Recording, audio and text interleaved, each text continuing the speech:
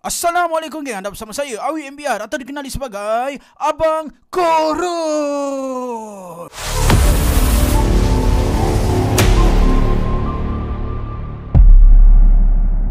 Assalamualaikum geng, selamat datang lagi dalam Koroi TV. Ini video comeback kedua, untuk minggu ini. Nampak tak aku konsisten? Demi korang tau, demi korang, bukan demi aku. Aku sayang korang, harap korang sayang aku juga. Okey geng, kembalinya aku di sini mestilah ada isu viral geng. Isu viral apa? Isu pasal seorang lelaki di Peng-Peng di Sungai Golok 18 das tembakan oleh bekas pemain import bola Kelantan FA. Aku tahu ramai tahu pasal isu tu, tengah viral sekarang ni. Suami ditembak 18 das depan mata saya. Kita ibu pun nak buka CCTV pergi CCTV. Tapi geng, aku tak nak cerita benda yang dah berlaku. Berapa hari apa, siapa kena, siapa yang buat. Tapi aku nak cerita di sebalik penyebab benda itu berlaku. Sebab apa? Rupanya dalam diam-diam 18 das tu bukan saja-saja suka-suka. Ada sebab. Sebenarnya suspek tu pernah oleh mangsa sebelum ni.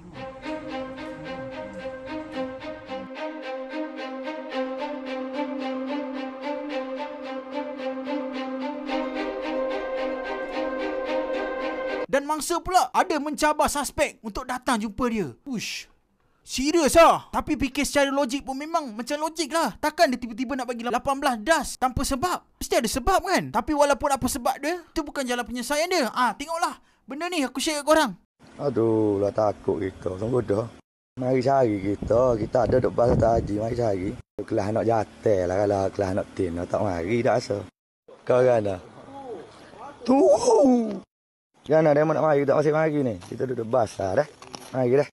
Jadi aku tak hairan lah kenapa kes ni berlaku. Rupanya sebab dendam. Tapi aku hairan juga. Dua-dua ni manusia ke binatang? Binatang pun tak makan lah sesama orang. Tapi geng, aku ada satu penyirapan di dalam hati aku. Penyirapan? Aku menyirap geng. Waktu mangsa 18 tembakan tu dah gone. Waktu bini dia kena interview, kenapa bini dia tak jujur? Apa yang berlaku? Penyebab dia. Sebab bini dia pun terlibat tau secara tak langsung. Bini dia ada masa arwah suami dia serang pemain bola tu. Kau tengok video ni.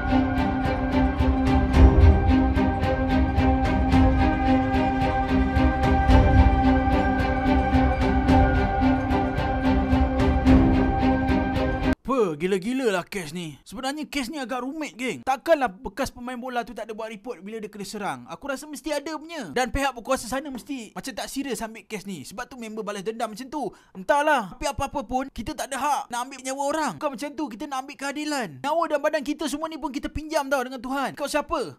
Netanyahu. Sekarang ni aku pun tak tahu aku nak kesian kat siapa. Dekat arwah ke dekat suspek. Sebab dulu macam tak layak je kena kesian. Rasa bersalah pula nak kesian dekat suspek. Tapi mangsa dah tak ada nyawa. Lagi lagi kesian. Aku kesian kat Long Tiger je lah. Kenapa tak keluar-keluar lagi? Aku nak salam cium tangan dia ni.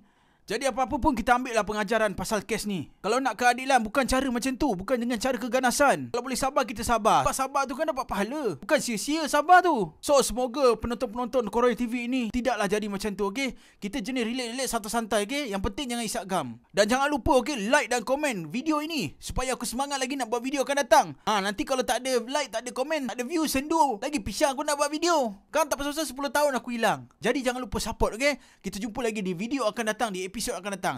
Assalamualaikum. Jangan isak gam. 2 kali aku cakap ni.